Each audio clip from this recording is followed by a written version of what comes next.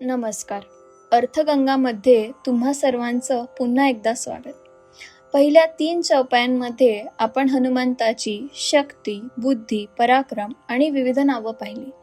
पण आजची चौथी चौपाई ही आपली पहिली डिस्क्रिप्टिव्ह म्हणजेच चित्रणात्मक चौपाई आहे. आतापर्यंत तुलसीदासांचा भर गुणांवर आणि नामावर होता.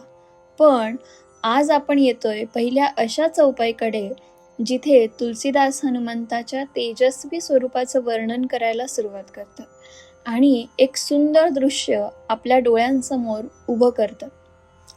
तुलसीदासजींनी जणू शब्दांमधून हनुमंताचं चित्र रंगवायला सुरुवात केली आहे. तर पाहूया चौथी चौपाई. कंचन बरन बिराज सुबेसा, कानन कुंडल कुंचित केसा. ही चौपाई ऐकतानाच लक्षात येतं की यात शब्दांची एक सुंदर लय आहे.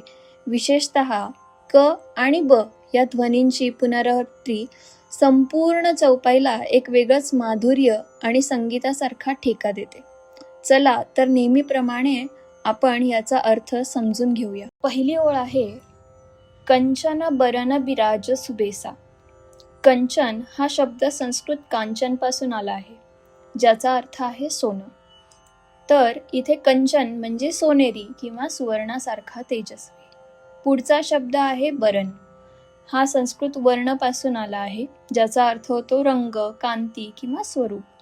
इथे पुन्हा आपण अवधी भाषेचं एक वैशिष्ट्य पाहतो.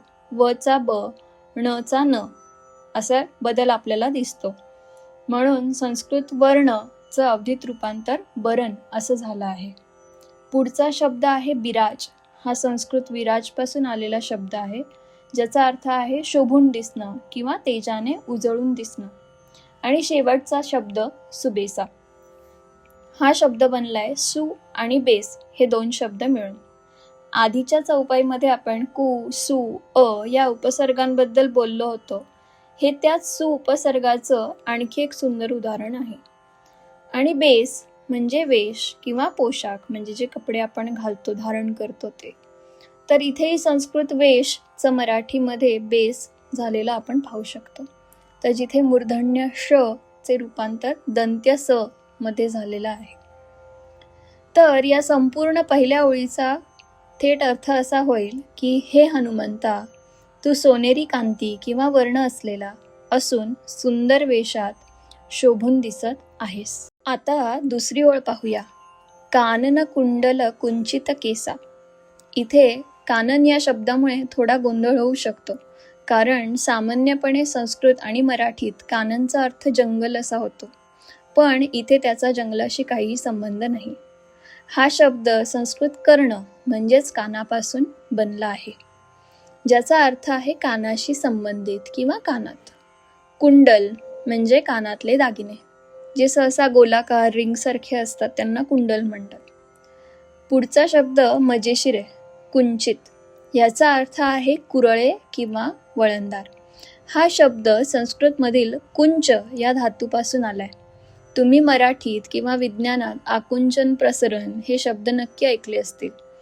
त्यातील आकुंचनचा अर्थ होतो आतल्या बाजूने आकसणे किंवा वळणे. तो याच कुंच धातूपासून तयार झाला आहे. तर इथे काय कुंचित झालं आहे, तर कुंचित केसा म्हणजे केस. तर कुंचित केसाचा अर्थ होईल कुरळे केस. आता जर या पूर्ण ओळीकडे लक्ष दिलं तर सतत येणाऱ्या एका विशिष्ट ध्वनीची गंमत जाणवेल. कानन कुंडल कुंचित केसा. तर या ओळीत क या अक्षराची जी सलग पुनरावृत्ती झाली आहे, त्या अनुप्रासामुळे या चौपाईला एक संगीतासारखी लय आणि माधुर्य प्राप्त झालं आहे. तर आपल्या दुसऱ्या ओळीचा अर्थ आहे तुझ्या कानात कुंडल शोभत आहेत आणि तुझे केस कुरळे आहेत. जर आपण या संपूर्ण चौपाईचा एकत्र भावार्थ पाहिला तर तुलसीदासजी म्हणतात, हे हनुमंता, तुझा सुवर्णासारखा तेजस्वी वर्ण आहे. तू सुंदर वेशात शोभून दिसत आहेस. तुझ्या कानात कुंडल आहेत आणि तुझे केस कुरळे आहेत. आजच्या या चौपाईत तुलसीदासजी हनुमंताच्या संहारक किंवा रौद्र शक्तीपेक्षा त्यांच्या एका अतिशय मनमोहक, तेजस्वी आणि देखण्या रूपाचं व्यक्तिमत्वाचं दर्शन आपल्याला घडवतात. आजच्या भाषिक निरीक्षणात आपण जे महत्त्वाचे बदल पाहिले त्यांची एकदा उजळणी करूया. तर वचा ब हा बदल आपण पाहिला, वर्णचं बरण, विराजचं बिराज, वेशचं बेस. श श चा स, तर वेशचा बेस, केशचा केसा.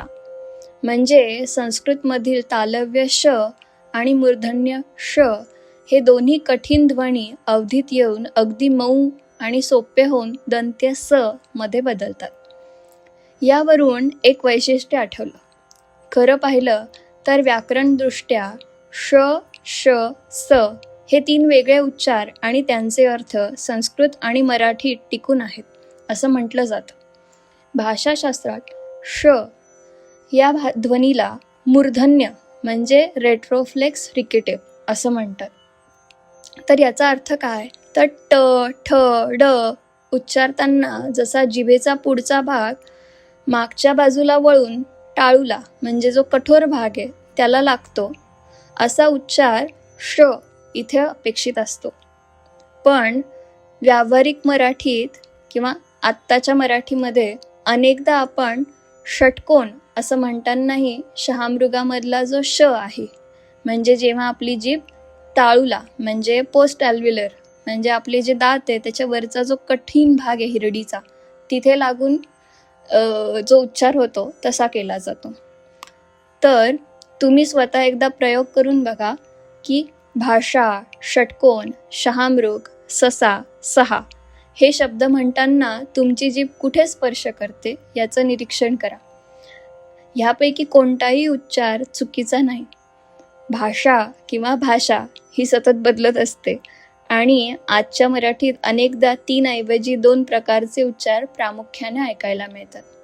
पण हा फक्त भाषेकडे बघण्याचा एक प्रयोग आहे, एक निरीक्षण आहे. आणि अवधीत तर हा बदल अजून पुढे गेलेला दिसतो, जिथे श श चा सरळ स होतो. तर अवधीतील या दोन्ही बदलामुळे तुम्हाला सुबेसा म्हणताना अडचण येणार नाहीच, पण इतर कोणत्याही स्तोत्राच्या शुद्ध मंत्रोच्चारणात या उच्चारण स्थान माहितीची तुम्हाला नक्की मदत होईल. तसेच आपण आधीच्या भागात पाहिलेले ण चा न आणि जोडाक्षर फोडण्याची पद्धत, स्वरभक्ती म्हणजे जसं कलेश, बरण ह्या उदाहरणांची आज पुनरावृत्ती झाली. आणि सर्वात मुख्य म्हणजे अनुप्रास अलंकार. आज आपण अलंकार पाहायला सुरुवात केली. एकाच ध्वनीची पुनरावृत्ती करून भाषेला संगीतासारखी लय कशी दिली जाते याचं उत्कृष्ट उदाहरण म्हणजे इथे सतत आलेला क ध्वनी. आजच्या चौपाईत तुम्हाला सर्वात सुंदर वाटलेला शब्द कोणता, आणि मुख्य म्हणजे मंत्रोच्चाराच्या दृष्टीने अशा प्रकारे भाषाशास्त्रीय दृष्टिकोनातून ध्वनी, त्यांची उच्चारण स्थानं आणि प्रकार समजून घ्यायला तुम्हाला आवडेल का, ते मला कमेंट्समध्ये नक्की सांगा. जसे अवधीत श श चे बदल झाले तसेच मराठीतही इंग्रजी भाषेच्या प्रभावाहून काही नवीन ध्वनी आणि उच्चार बदल झाले आहेत. तर तुम्हाला ते माहिती आहेत का, ते पण मला कळवा. पुढच्या भागात भेटूया आणखी एका सुंदर चौपाईसोबत. तोपर्यंत अर्थगंगेत असेच वाहत राहा. धन्यवाद.